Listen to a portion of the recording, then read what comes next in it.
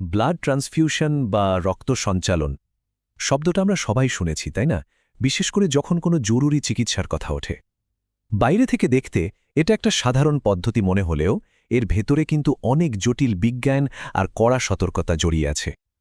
চলুন আজ আমরা এই পুরো ব্যাপারটার প্রতিটি ধাপ একদম সহজ করে বুঝে নিই। তো একেবারে মূল প্রশ্নটা দিয়েই শুরু করা যাক, কি বলেন? যখন একজনের শরীর থেকে আরেকজনের শরীরে রক্ত দেয়া হয় তখন ঠিক কি ঘটে? এই একটা প্রশ্নের উত্তর জানতে পারলেই কিন্তু আজকের আলোচনার পুরো ছবিটা পরিষ্কার হয়ে যাবে। চলুন তাহলে গভীরে ঢোকা যাক। আচ্ছা, তো সবার আগে আমাদের বুঝতে হবে যে এই ট্রান্সফিউশন শব্দটার আসল মানে কি, কারণ এটা কিন্তু শুধু রক্ত দেওয়া নেওয়ার চেয়েও অনেক বেশি কিছু।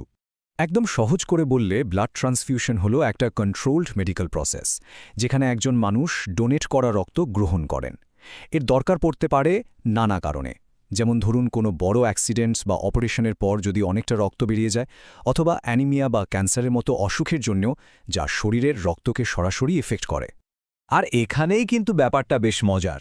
রক্ত মানে কিন্তু শুধু একটা লাল রঙের তরল জিনিস নয়, এর ভেতরে আছে চারটে জরুরি উপাদান, আর প্রত্যেকটার কাজ কিন্তু একেবারে আলাদা। লোহিত রক্তকণিকা আমাদের ফুসফুস থেকে অক্সিজেন নিয়ে সারা শরীরে ছড়িয়ে দেয়। শ্বেত রক্তকণিকা হলো আমাদের শরীরের আসল সৈন্য, যারা ইনফেকশনের বিরুদ্ধে লড়াই করে।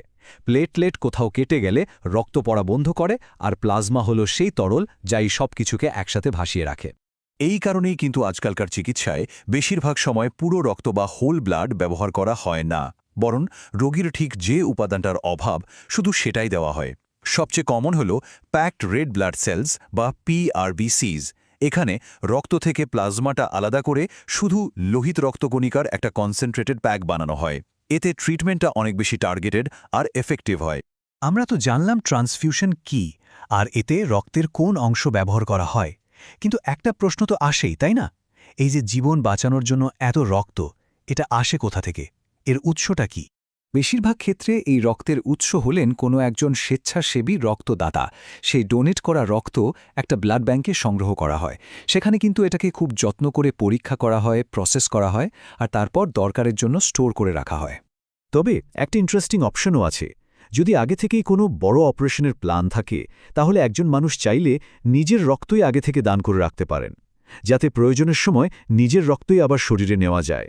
এটাকে অটোলগাস ডোনেশন বলা হয়। আর এখন আসছি সম্ভবত সবচেয়ে জরুরি প্রশ্নটায়। এই যে রক্তটা দেয়া হচ্ছে, সেটা যে পুরোপুরি নিরাপদ তা কিভাবে নিশ্চিত করা হয়? এর পেছনের প্রসেসটা কিন্তু ভীষণই কড়াকড়ি আর সায়েন্টিফিক। সেফটির প্রথম আর সবচেয়ে ইম্পর্ট্যান্ট স্টেপ হল ম্যাচিং বা কম্প্যাটিবিলিটি। মানে যে রক্ত দিচ্ছে আর যে নিচ্ছে দুজনেরই ব্লাড গ্রুপ মেলানো হয়। এই যে আমরা বলি AB বা ও গ্রুপ, আর সাথে RH পজিটিভ বা নেগেটিভ, এই দুটো জিনিসই মিলিয়ে দেখা হয়, কারণ এটাই ঠিক করে দেয় কার শরীর কার রক্ত নিতে পারবে। আর এই ম্যাচিংটা যে কেন এত জরুরি, এই কথাটা থেকেই সেটা স্পষ্ট বোঝা যায়। যদি ব্লাড গ্রুপ ম্যাচ না করে, তাহলে যার শরীরে রক্তটা দেয়া হলো তার ইমিউন সিস্টেম নতুন রক্তকণিকাগুলোকে বাইরের শত্রু ভাববে এবং সেগুলোকে অ্যাটাক করবে। এর ফলাফল কিন্তু খুবই মারাত্মক হতে পারে। ম্যাচিং তো হলো, এর পাশাপাশি ডোনেট করা প্রতি ইউনিট রক্ত খুব ভালোভাবে বেশ কিছু ইনফেকশনের জন্য টেস্ট করা হয়, যেমন HIV, হেপাটাইটিস বি এবং সি, সিফিলিস ইত্যাদি। এই যে এত কড়াকড়ি, এর কারণ একটাই, যাতে যে রক্তটা দেওয়া হচ্ছে সেটা একদম সেফ আর রোগমুক্ত থাকে। চলুন এইবার একটু দেখি যে একজন রোগী হিসেবে পুরো ট্রান্সফিউশনের অভিজ্ঞতাটা ঠিক কেমন হয়। পুরো ব্যাপারটা কিন্তু খুব গোছানো আর ক্লোজ মনিটরিংয়ের মধ্যে দিয়ে করা হয়। প্রসেসটা মূলত 4টে সহজ ধাপে হয়। প্রথমে একটা শিরার মধ্যে একটা সরু নল বা IV লাইন লাগানো হয়। তারপর রক্তের ব্যাগটা সেই লাইনের সাথে জুড়ে দেওয়া হয়। আর সবচেয়ে গুরুত্বপূর্ণ, পুরোটা সময় ধরে রোগীর হার্ট রেট, ব্লাড প্রেশার আর টেম্পারেচার খুব কাছ থেকে লক্ষ্য রাখা হয়। সবশেষে প্রয়োজন মতো রক্ত দেয়া হয়ে গেলে প্রসেসটা শেষ হয়। এখন প্রশ্ন হলো, এই পুরো ব্যাপারটা শেষ হতে কতক্ষণ লাগে? এটা আসলে নির্ভর করে কতটা রক্তের প্রয়োজন তার উপর। তবে সাধারণত 1 ইউনিট রক্ত দিতে 4 ঘন্টা পর্যন্ত সময় লাগতে পারে।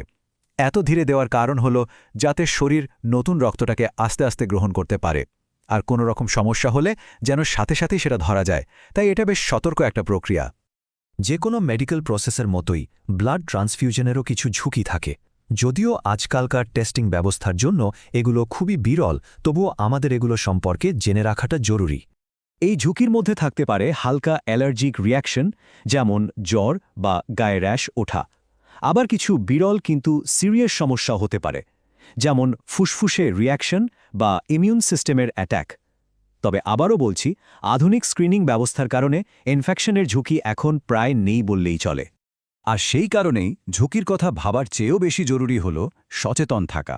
এই যে লক্ষণগুলো দেখছেন, যেমন শ্বাসকষ্ট, বুকে ব্যথা, জ্বর বা নতুন কোনো র্যাশ, এগুলোর কোনো একটা যদি ট্রান্সফিউশনের সময় বা তার পরেও দেখা দেয়, তাহলে এক মুহূর্ত দেরি না করে ডাক্তার বা নার্সকে জানাতে হবে।